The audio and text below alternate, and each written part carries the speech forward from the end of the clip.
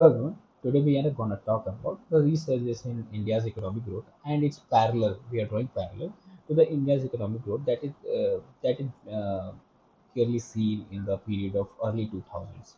So there were basically we will be mentioning a Morgan Stanley report that has recently come, and in which the Morgan Stanley economist has uh, drawn parallels behind the Indian growth that India is currently experiencing, uh, trajectory that is India is currently experiencing, uh, which has been earlier seen in the early 2000s.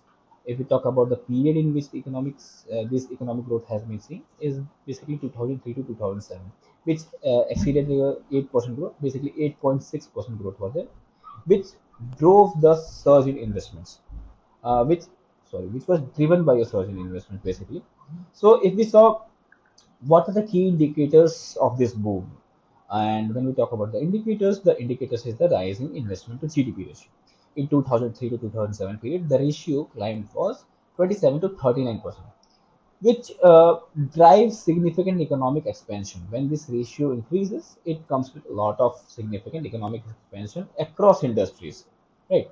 So we see a lot of development happening around our country nowadays. A lot of being money is spent on capital expenditure in infrastructure development. You can see a lot of highways being built, a lot of basically all the infrastructure around India is being basically. If we talk about freight corridors, if we talk about good trains, if we talk about highways, a lot of things is built as comparison to the world standards, right? So uh, the current cycle, if we talk about when we are comparing these two phases, the current cycle is also marked by a resurgence in capital expenditure, with both public and private sectors contributing to the growth momentum. uh, Public and private sectors contributing. Let's get to this point. When when we talk about the public capex and capital expenditure, it plays a significant role in driving growth. It not only creates significant growth, it compensates for the challenges faced by the corporate sector in recent years. Because government and world economic markets cannot be drawn parallel at the same time. They might work at a different level. One may compensate for the other, right? If we say a lot of recession, world market recession is happening, the government expenditure can balance it out.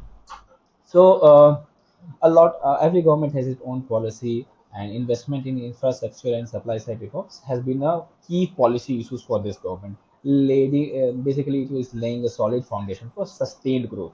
Right? When you invest in something like capital expenditure, it lays for it is basically a vision of solid. You basically think about sustainable and solid foundation for sustainable growth. Right?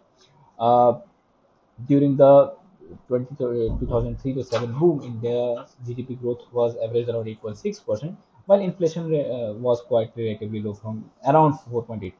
So the balance was maintained and the macroeconomic stability was ensured. Uh, Currently, if you see India's when when you specifically see the India's budget, a very significant amount of the budget is spent on capital expenditure. Yes, India borrows a lot of money. There is a lot of deficit in India's budgetary system. We do not have a lot of revenue coming when we think about expenditures. We have a lot of expenditures as compared to our revenues. But still, capital expenditure is something which is one-time investment, and it makes the country a very attractive place for foreign investments. Right?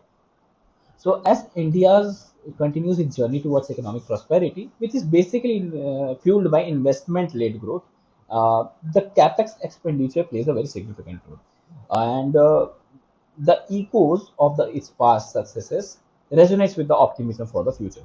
So this was all about the drawing parallels between the two phases that India has seen. The current phases is basically, if we see, the projections are such that the current investment to GDP ratio is around 34%, and it is said to be 36% to 39% in around 2027.